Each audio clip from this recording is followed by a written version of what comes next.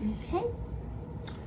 Good morning. I'm Miss Hobbs. How are you? I'm fine. How you doing? Good. What's your name? My name is Anthony Hobbs Jr. All right.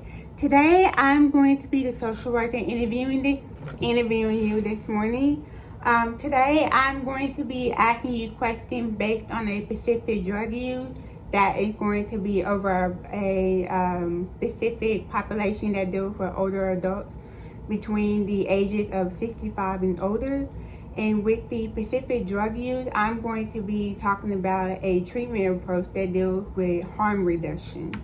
And with harm reduction, we specifically get clients to get them to accept what their fears are, what their misconceptions are, and what their beliefs are dealing with their specific drug use and or any alcohol drug use that they have been dealing with in their past or present lifetime.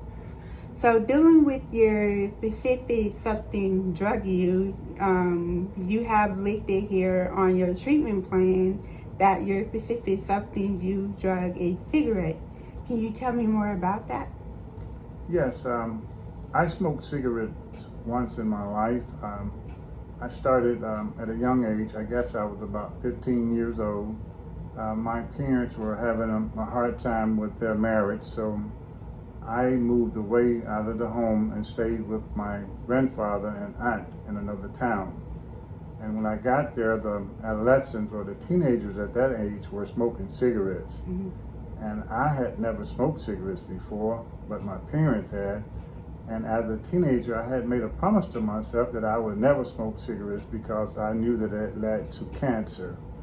However, I wanted to fit in with that age group because they were popular, they were the athletes, and everybody looked up toward them. So I didn't want to seem like an outsider, and I didn't want to seem like what they call at that time a square. At your age, you would call it a nerd.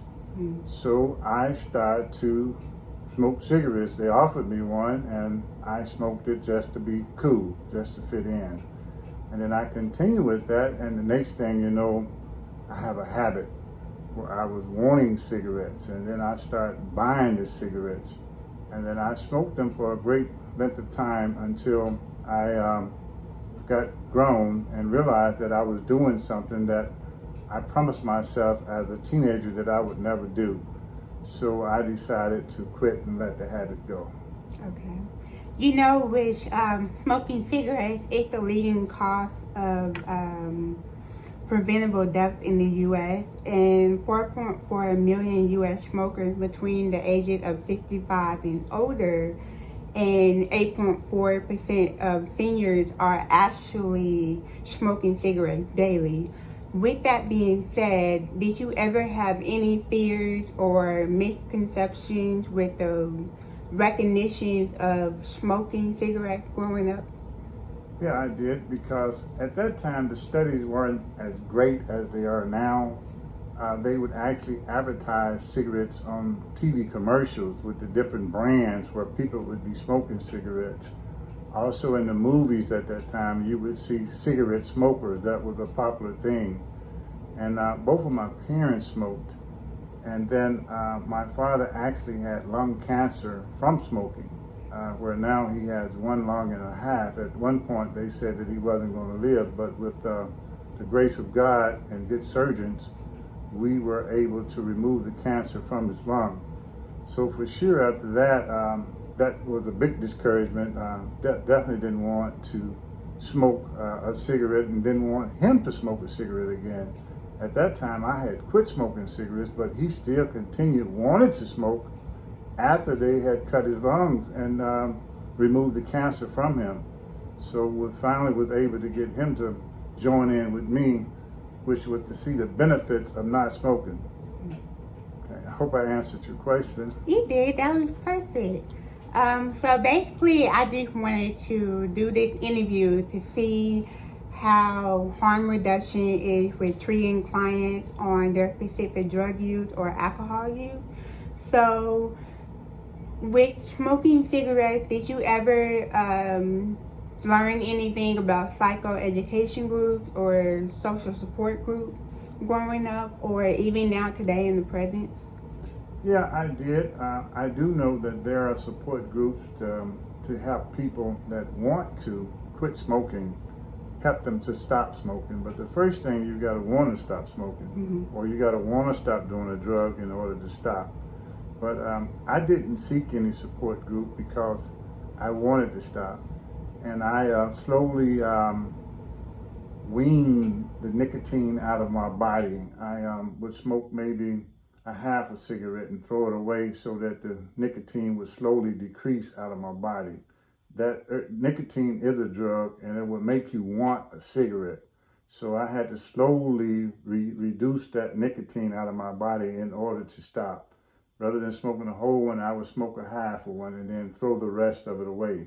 And then I got to the point where I looked at my triggers. What made me want a cigarette? I would want a cigarette after I was finished with the meal. So I knew that after I finished with the meal that I was going to want a cigarette. So maybe I would just get one puff of the cigarette and then throw the rest away until I got to the point where I had eliminated that drug nicotine out of my body and I could go a day or 2 days without a cigarette. Then after you basically, if you make it to 3 days, 72 hours with strong will, you can stop. And also, I tried to stay out of the environments where people were smoking so that I wouldn't want one too. So I isolated myself from friends and people that were smoking cigarettes until I got strong enough to be around them and not want a cigarette. Okay. That's good. Thank you for letting me know that. Have you ever had any relapse prevention to this day with smoking cigarettes? No, after I went a certain length of time, I stuck to my vow as a teenager that I was never going to smoke again, because as a teenager, I didn't want to smoke.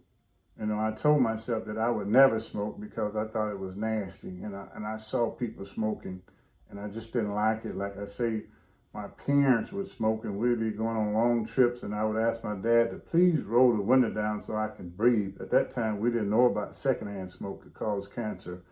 And then I find myself doing the same thing that my parents are doing, or the same thing that I say that I wasn't going to do. So I felt so much better. My lungs and everything felt refreshed, especially after that year without having a cigarette. So that was something that I would never relapse back to.